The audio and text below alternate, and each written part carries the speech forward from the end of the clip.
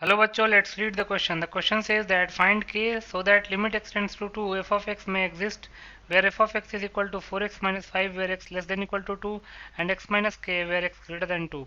इस क्वेश्चन में k की वैल्यू निकालनी है such that limit extends to 2 f of x exist कर सकता है for f of x is equal to 4x minus 5 where x is less than equal to 2 और x minus k when x is greater than 2.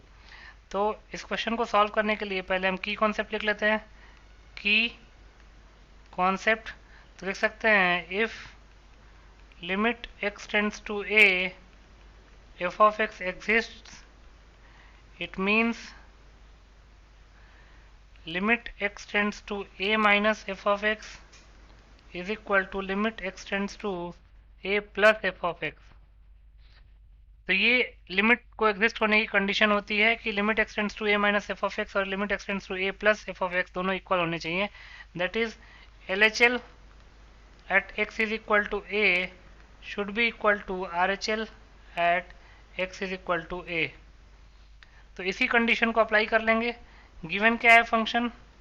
Given that f of x is equal to 4x minus 5 where x is less than equal to 2 and x minus k when x is greater than 2.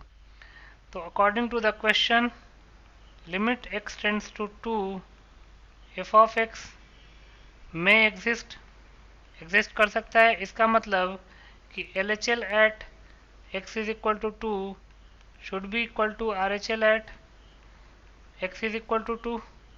अब LHL at x is equal to 2 का मतलब क्या है? Limit x tends to 2 minus F of x should be equal to limit x tends to 2 plus F of x.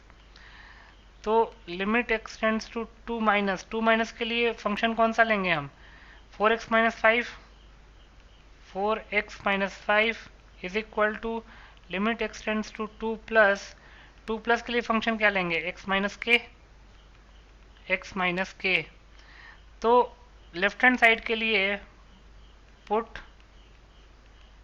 x is equal to 2 minus h तो हो जाएगा limit h tends to 0 4 into 2 minus h minus 5 is equal to right hand side के लिए put x is equal to 2 plus h तो हो जाएगा limit h tends to 0 2 plus h minus के.